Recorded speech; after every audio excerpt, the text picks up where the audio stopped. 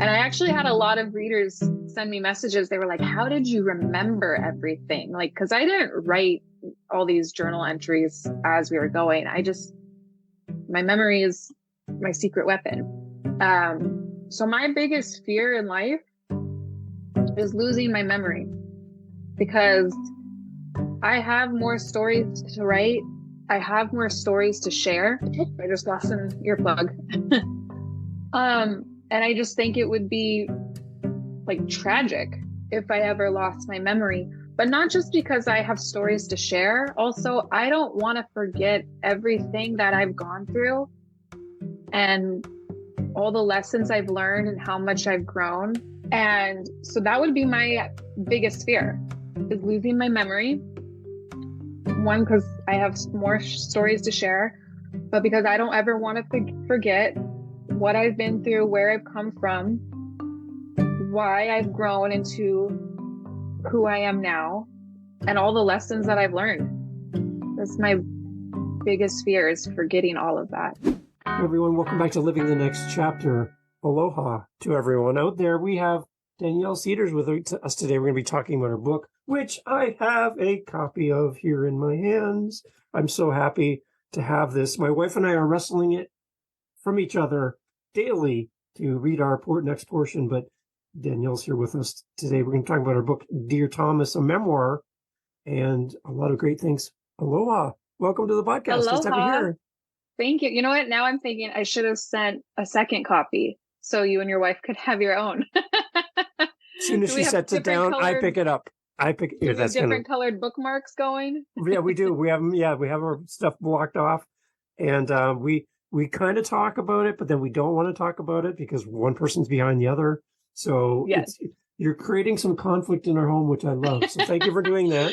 I love it. You know, I just have an idea now. His and hers bookmarks. There you go. I'm on to something. There you go. Let's do that.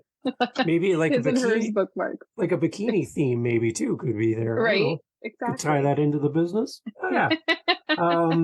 If you haven't noticed, with the Aloha, Danyelle is in Hawaii. Can you tell us where you are in Hawaii? Absolutely. I live in Lahaina. Mm-hmm. I live on the island of Maui. I live in a neighborhood called Shark Pit. And I love visitors are always like, shark what? It's called Shark Pit. There are a lot of reef sharks right out front. They're just, the 3 to 4 to 5 foot sharks. Black tips usually see them outside. They're harmless, It's not a shark pit of tiger sharks. But that's where I am at. So I'm right off of Front Street. If anyone's ever visited Lahaina, it's like the main hub where all the shops and restaurants are, right by Lahaina Harbor. So I've lived here almost 11 years and I love it. I'm officially an island girl now. So even if I'm on vacation, I am happiest on an island, whether that's Phuket, Bocas del Toro, Mykonos, Santorini, Ibiza. Like I have to be one on the ocean, but I find myself, I'm still the happiest when I'm on an island, no matter what. So I think I'm officially an island girl.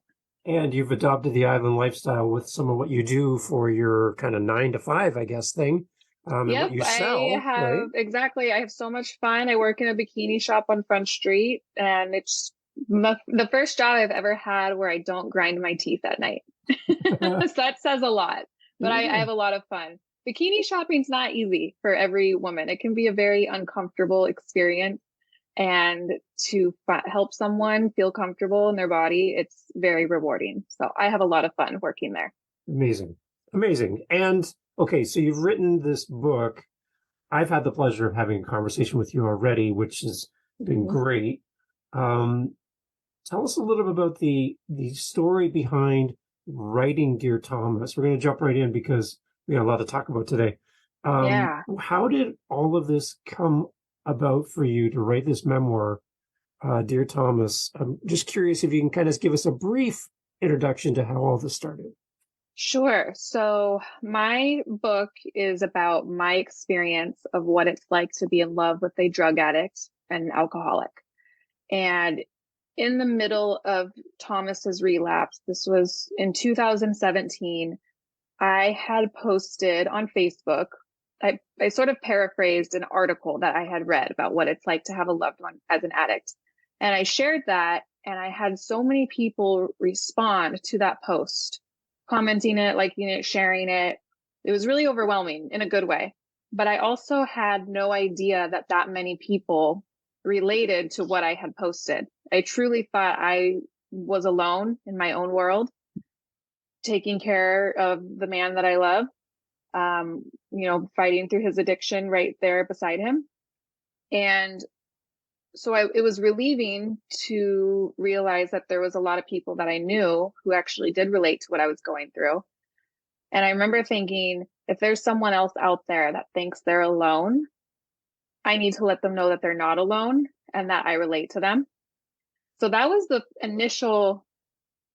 first initial thought of, I should write a book because my life is insane.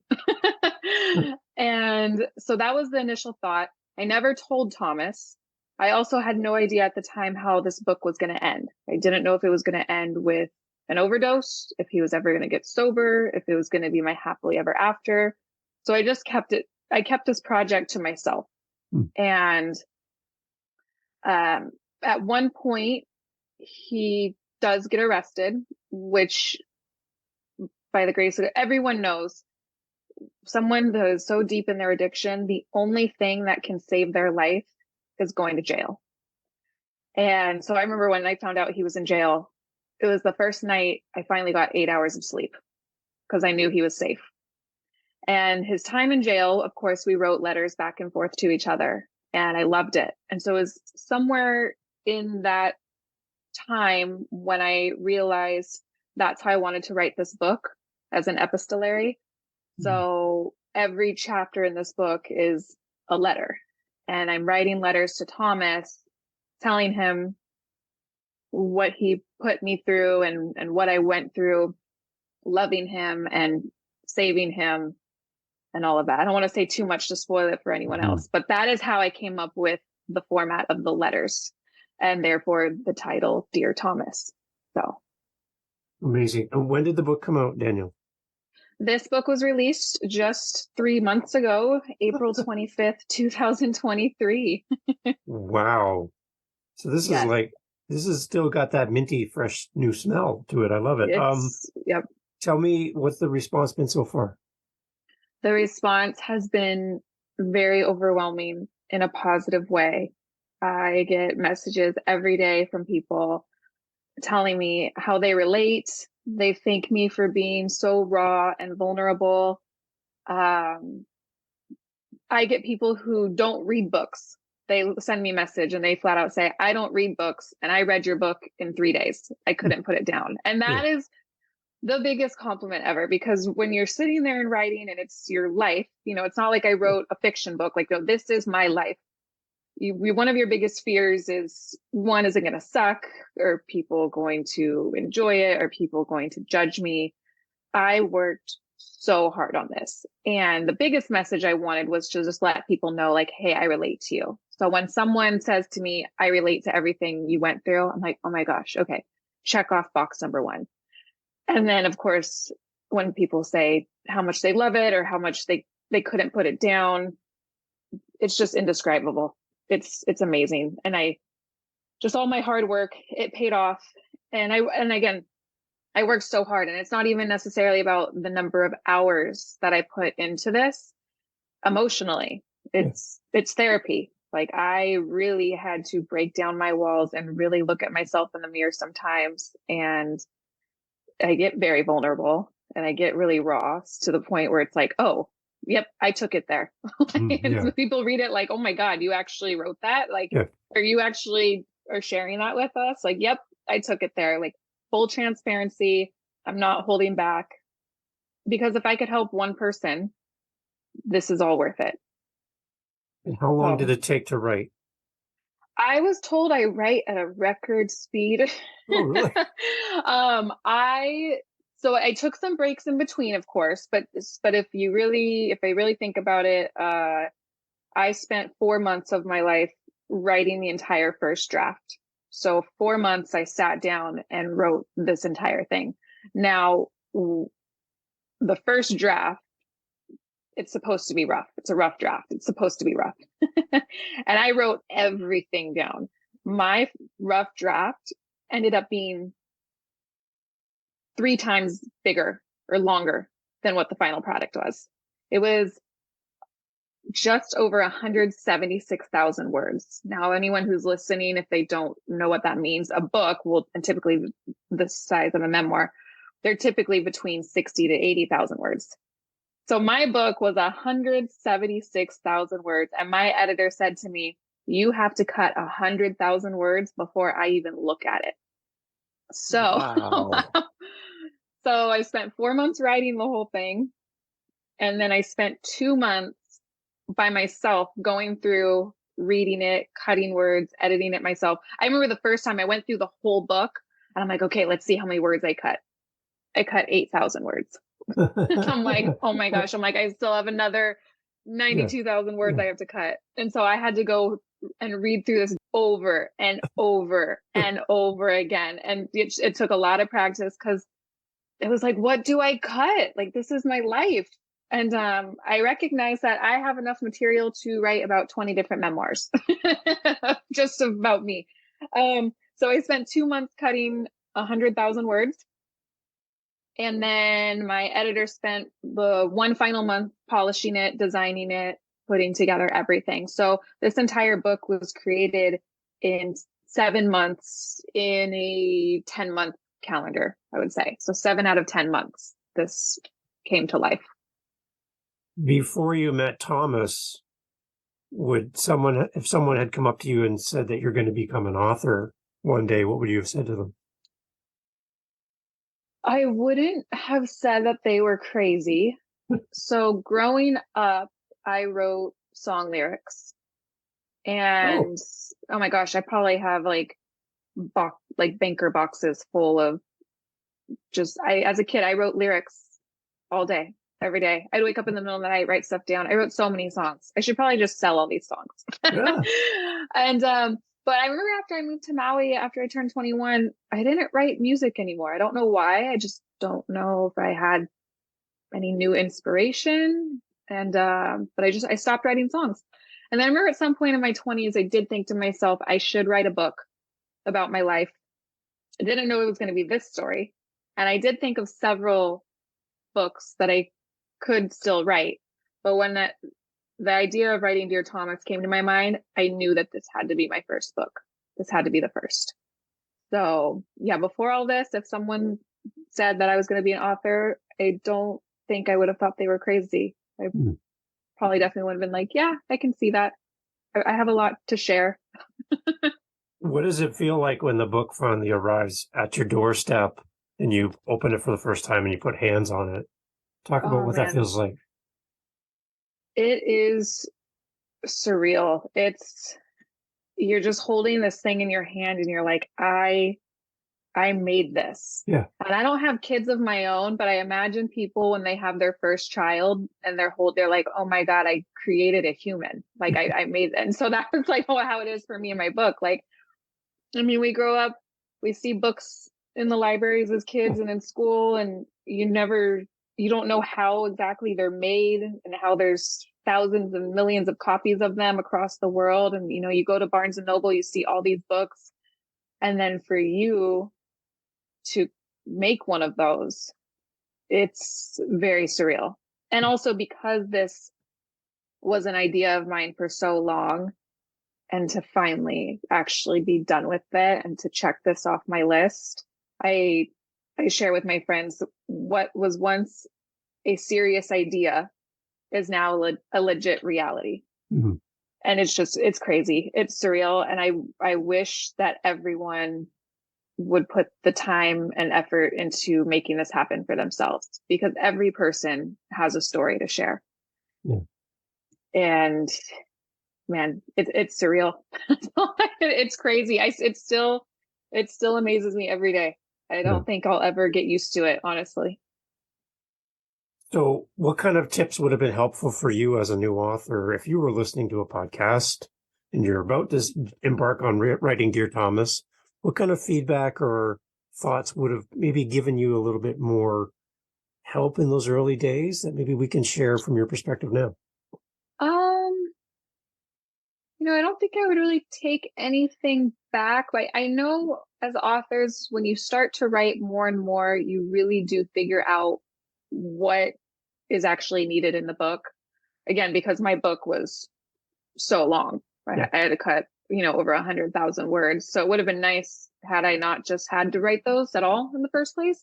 But then at the same time, that is a part of the process, and it Yeah. is a part of the therapy to write it all down.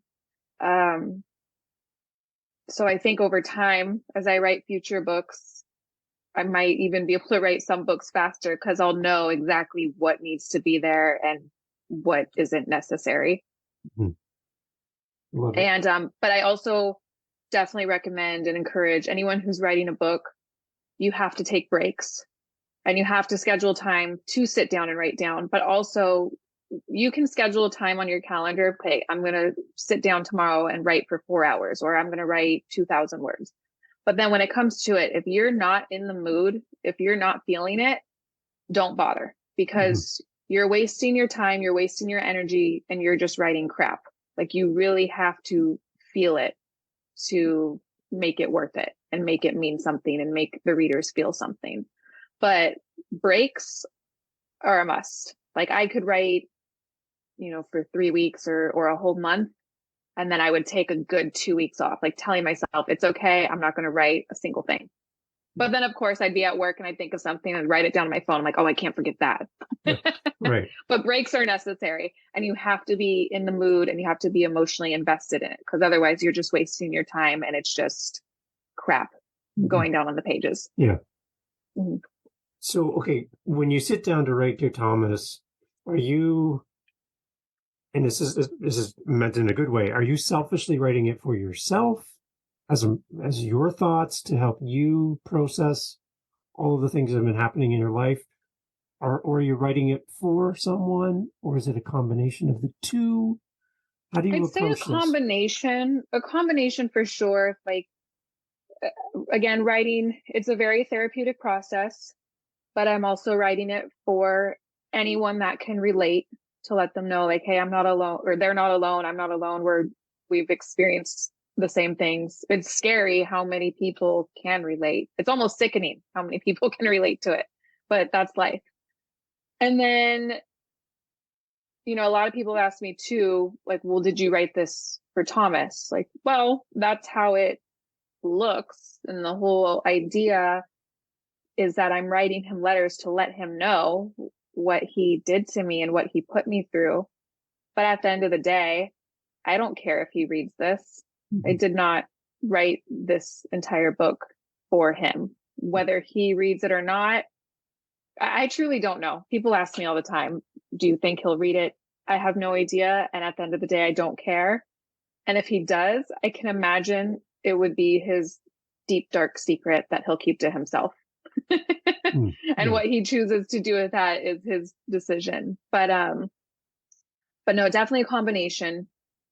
The process of it, I felt like, was for me, but then the actual releasing and publishing of this is for every family member of an addict. This is for them, for me to let them know that I relate to you. You're not alone, and you will be okay. So for those that are listening and they're here because of the title of the episode, and they are living a life with someone dealing with addiction in their home and their relationships, and they are that person's support, and they're writing letters either physically or emotionally for these people every day. What are your thoughts towards them listening right now? They've gathered here to kind of hear your thoughts. What would you say to them? Oh man, if anyone who's listening, if you know what it's like to have a loved one as an addict, whether that's a spouse, a sibling, a child, oh my God, I couldn't even imagine, like, for parents who have children that suffer with addiction. Oh my gosh, it makes me want to cry. Just,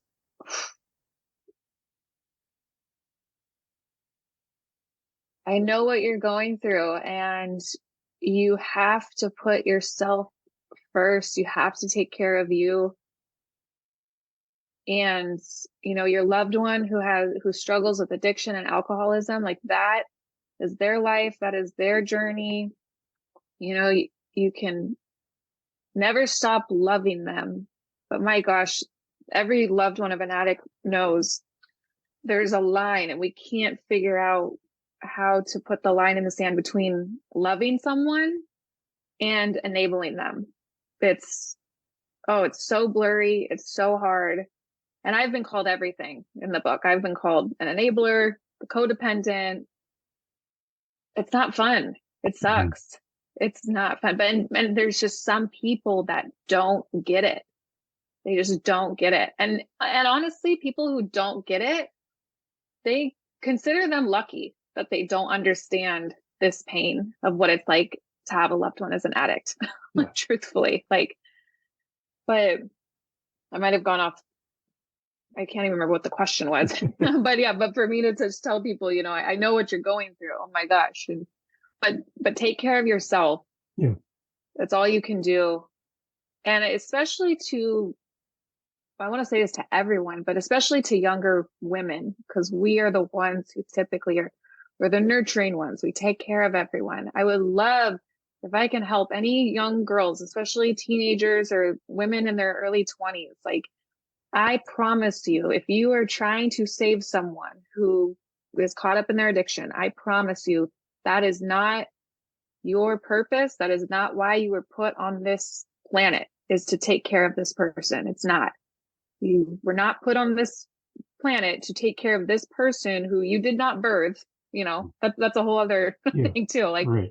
If you did not bring this person to this world, it is not your purpose or your journey to save them. You've got to save yourself. You have got to take care of yourself, because I lost myself trying to save someone. And I want to finish that sentence too, but I don't want to spoil the story for everyone. Yeah, exactly. So I get, in your early days with Thomas, did you feel like, despite what he was struggling with, you could fix him somehow? I did. And going through that journey and writing this book, I recognized my own addictions. Clearly, I'm addicted to love. Okay. What's wrong with that? Yeah. But I also recognize that I have been addicted to being needed.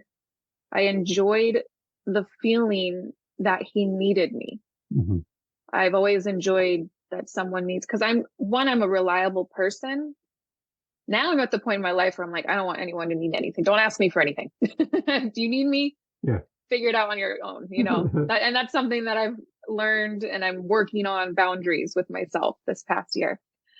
But yes, so I realized I was addicted to being needed. So when he needed me, it felt good. And I felt like that meant he loved me because he needed me. I also was addicted to proving people wrong. People thought I was absolutely insane for never giving up on him. And then when I got that engagement ring, it was like everything had fallen into place. Everything I worked so hard on not giving up on was finally coming together. And my last addiction, I realized, was I'm addicted to success. What's wrong with that? But when it came time to me having to walk away from a company that I created, it was heartbreaking, right. So in the beginning, what was the question again? I'm following the conversation too. I'm just loving this. I know. Well, I guess kind of going along the lines of being needed, does that kind of create a false sense of security for you? Where that I remember the question. It was, did I feel like I needed to fix him? Yeah. Yes, I felt like I could. And I feel like that's every woman's flaw, is we feel like, one, that we need to fix people, but two, that we can fix people. And it's like, why don't we just focus?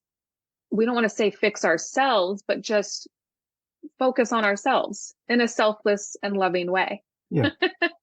So I absolutely was determined to fix him and get him sober again and save his life. And in a way, I did succeed at that. It didn't end the way I thought it would. By the book. Had hoped it would. By the book. Yes. Yeah. So But yeah, I felt Deb was confident that I could fix him. Hence why I stuck it out as long as I did.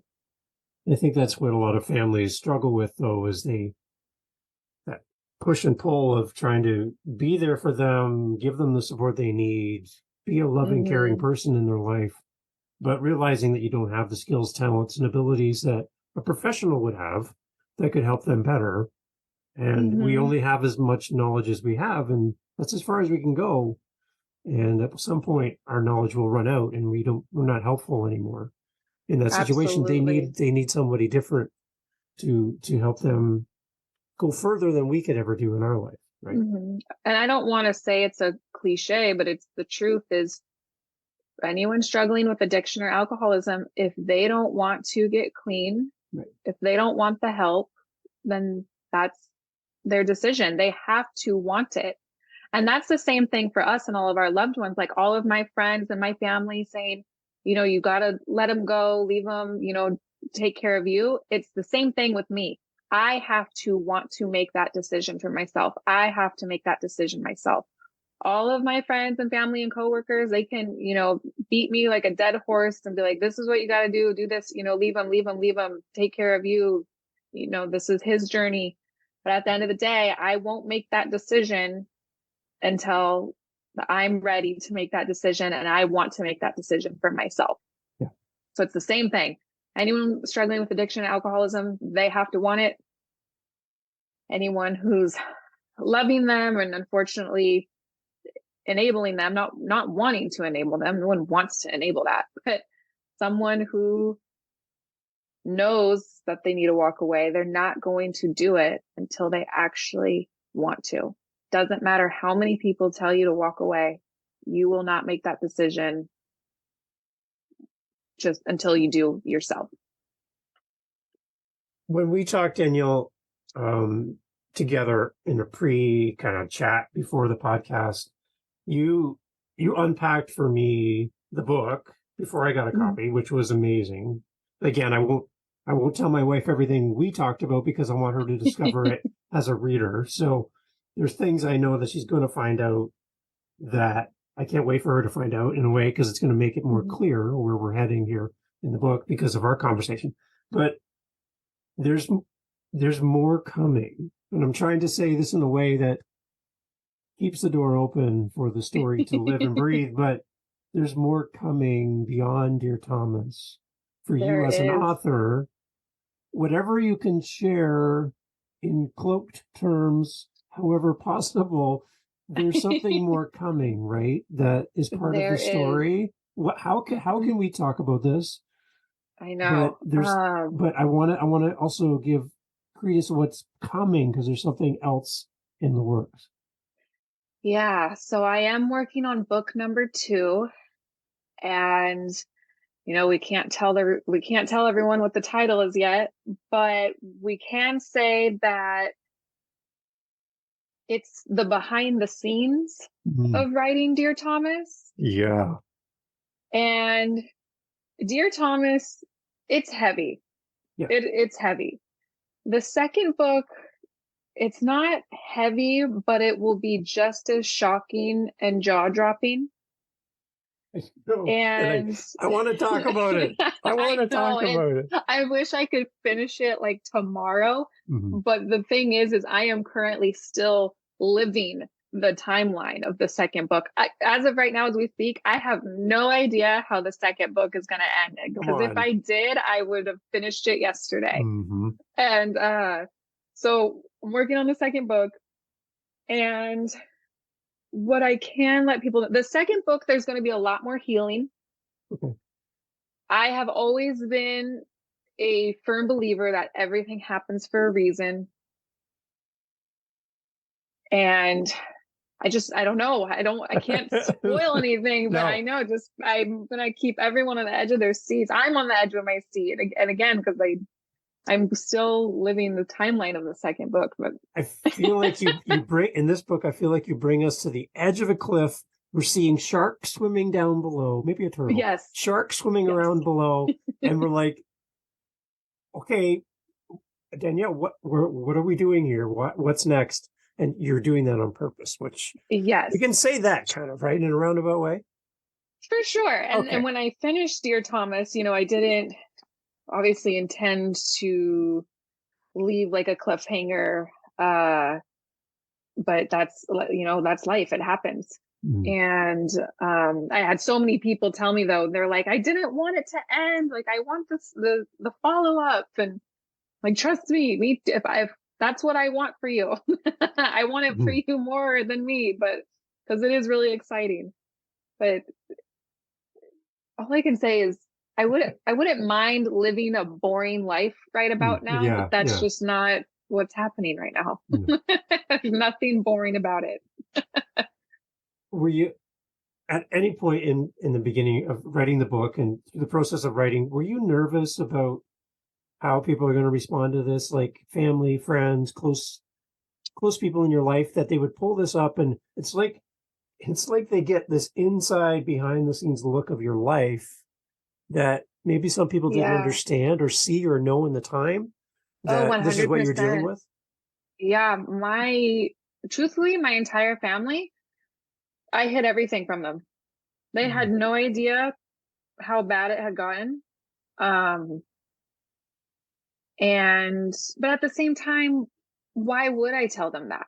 Yeah. Like, no one wants to share the darkest parts of your relationship. And, they're proud of me. I haven't spoken to every family member. I think there's some family members, especially towards the beginning of my book, I do bring up some things from my childhood. Yeah. So I haven't heard from every family member how they feel about it. But at the end of the day, this is my story and my journey and my perception. Yeah. Therefore, my perception is my reality. So if someone in my family doesn't agree with what I wrote, doesn't make what I wrote false. It's just that's my take on it. That it's my experience. But aside from that, though, no, yeah, everyone's been very supportive. And again, I hid everything from my family. My friends knew almost everything, and that was what was fun for me and my friends reading it. Was I knew, and I told them ahead of time. I said, look, there's going to be stuff that you remember. There's going to be stuff that you completely forgot. Yeah. And there's going to be some stuff where I kept it from you. So I had very few friends that knew 100% of everything. One friend who knew absolutely everything, though, it was still an experience for her to read this book because I went into such detail. She was like, she knew the surface of everything, but for Yeah. me to write the details down, she was like, oh my God. So If you were to write, well, the podcast is called Living the Next Chapter. So if you were to write an additional chapter, a letter to Thomas about the book, how would you explain this book to Thomas in that letter? I would, God, that's a great question. If I had to write one more letter to him about this book, I would say to him, I wrote this for me and my journey to heal. This has nothing to do with, if he can feel any type of way. This has nothing to do with trying to embarrass you or call you out. That is not what this is. Yeah. This is my journey, and I have a right to share my experience and my pain and my reality. And that was something I thought of too.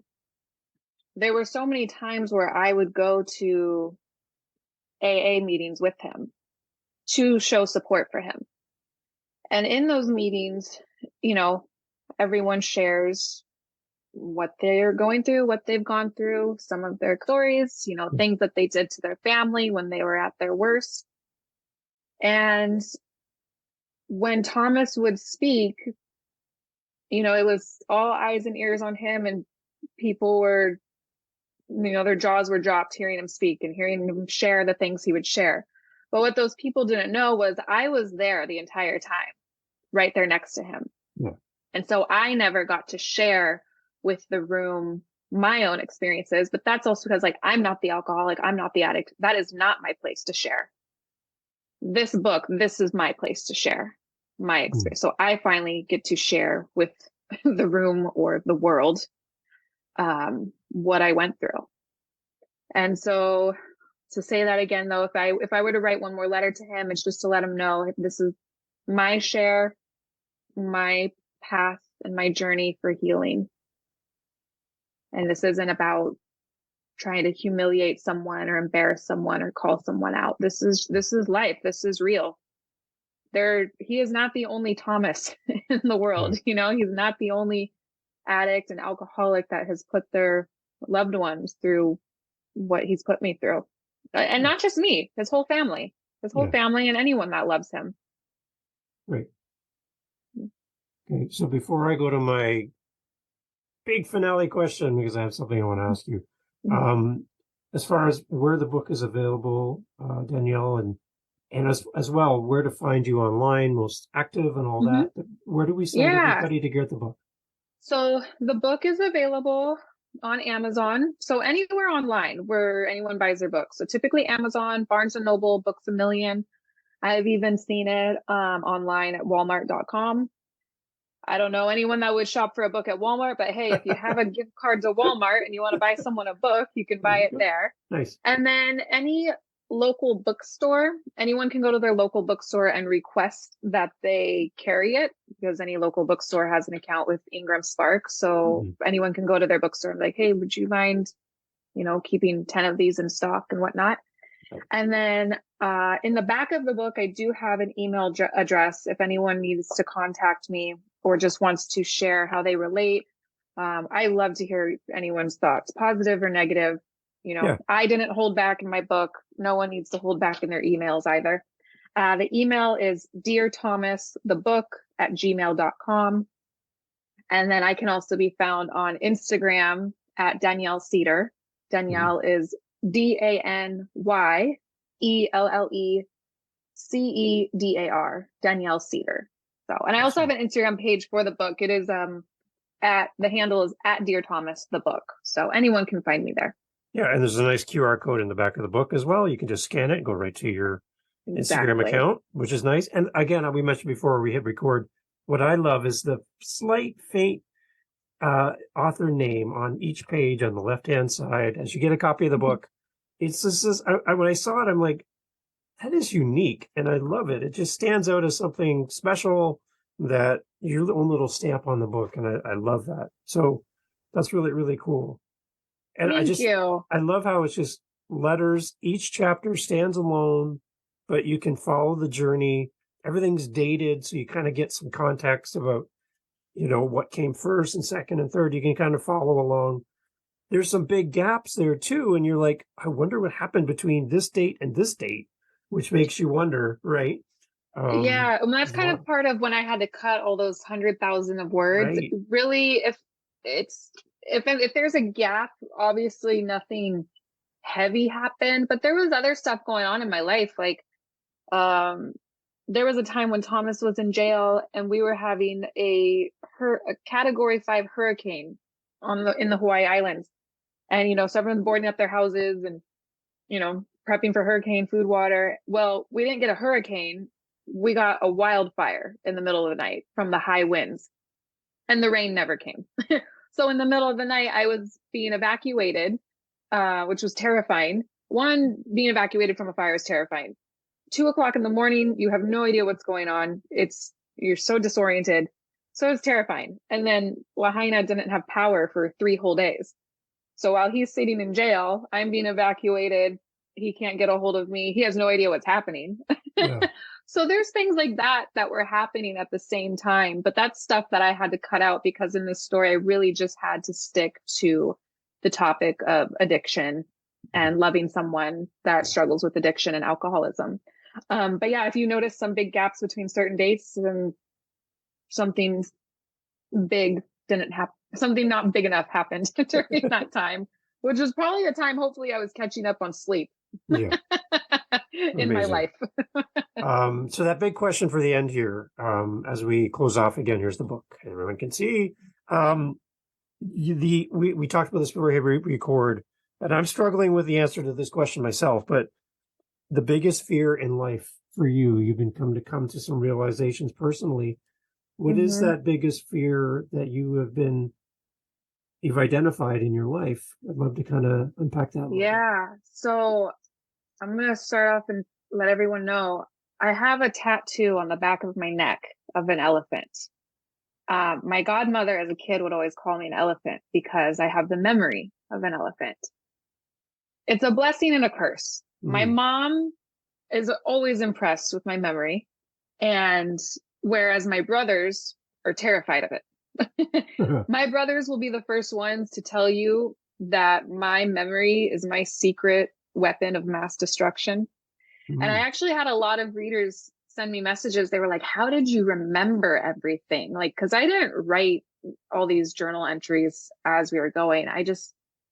My memory is my secret weapon. So my biggest fear in life is losing my memory, because I have more stories to write. I have more stories to share. I just lost an earplug. And I just think it would be like tragic if I ever lost my memory, but not just because I have stories to share. Also, I don't want to forget everything that I've gone through and all the lessons I've learned and how much I've grown. I mean, you've been reading my book, and, and for those who haven't, so I'll just say, like, could you imagine if I don't know, hit my head and I lost my memory of the last 5 years, and I'm thinking it's 2017. And you have to tell me, like, and I'm like, where's Thomas? Where is he? And you have to be like, well, Danyelle, actually, why don't you read the book you wrote? Yeah, you're going to have to read this book. I would not believe all of this. I mean, this is insane what happened. And so that would be my biggest fear, is losing my memory. One, because I have more stories to share, but because I don't ever want to forget what I've been through, where I've come from, why I've grown into who I am now, and all the lessons that I've learned. That's my biggest fear, is forgetting all of that. So that's powerful. That is so powerful. And by writing out a memoir like you've done, now you have a moment in time.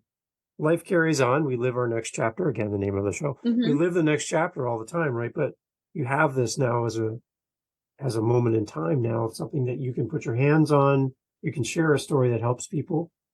You can put this out in the world, and you never know who's going to read this, who's going to hear this, right? And how this can change someone's perspective and maybe give them the tools to deal with things in a new way, in a new light, which will be better for them as a caregiver, as someone who has someone in their life that is struggling the way you've had.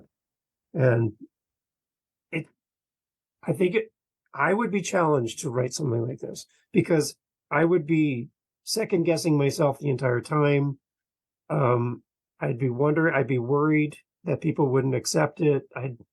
I'd really struggle to do this. And the fact that you did this and you had more words than you could possibly contain in one book tells me that there's a lot more to say. And, I know. And I'm my editor and I said, we're like, do we just publish 3 long books? And I was like, no. So I don't want to do that. Basically, and for those of you, like I said, I gave everyone an idea of, like, a book is typically 68,000 words. A book that's 176,000 words, that's like a fat Harry Potter book. Like, just think of that thick spine of that 4th book. Like, that's how big my book was. Wow. But what that tells me, though, with the words that had to be removed, there's more to tell. There's more stories to come. There's more opportunities to shape the message and shape the story of what you're living today. And I'm looking forward to the unnamed book that is to come, because Yes. I've got a little sneak peek, and I feel like I'm on the Yes. inner circle of that knowledge, which You I'm are. It's holding a close very to my small chest. circle. Holding close to my chest. But I have an offer for you. You have to come back, and you have to talk about what's coming in the future. Oh, absolutely. And share that as well, because it's going to, I think if you listen to a future episode with you coming in the future and then listen back to this one, things are going to open up in front of you as a listener and as a reader and go, oh, that was well done. That was good. That was good, Danyelle, that you were able to have a conversation without saying what you wanted to say about something that's coming possibly in the future. And yeah, there's something good coming. So I'm excited to have you back. Thank you. I'm very excited. I'm like, can we put that on the calendar already? But that means I need to have like a deadline for the second one. But again, I'm currently living the second one. See, I don't know. it's coming. Life is crazy. Life is crazy, and everyone should write their life story, because I personally don't know anyone that lives a boring life. There you go. And for those following along on social media, there'll be in the future some pictures of this beautiful book near a landmark where I live. So make sure you check out and follow that as well, and check out the all of Danyelle's social media pages. And I'm looking forward to take some pictures with this book close to where I live. I'm so looking forward to seeing those. Thank you. Thank you.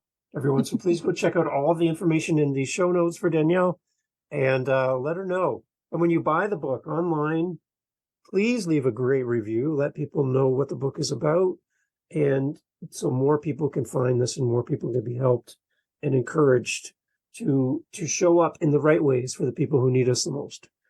Danyelle, thank you so much for being part of the podcast.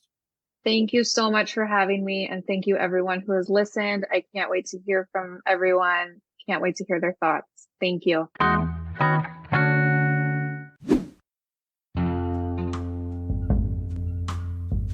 Thank you for being part of Living the Next Chapter. Hey, look, we're having such a great time talking to authors around the world. If you are an author and you would like to be on this very show, I would love to talk to you. livingthenextchapter.com, livingthenextchapter.com, livingthenextchapter.com is the best way to get in touch with us. There you'll find our social media and blah, blah, blah, la-di-da, and such. You, author, soon-to-be author, new author, currently writing your book author, published author, we need you here. The seat's empty, microphone set up, we're waiting for you. livingthenextchapter.com. We would love to have you on the podcast. Yeah, I'm talking to you. Yeah, you should be here. We'll see you at livingthenextchapter.com.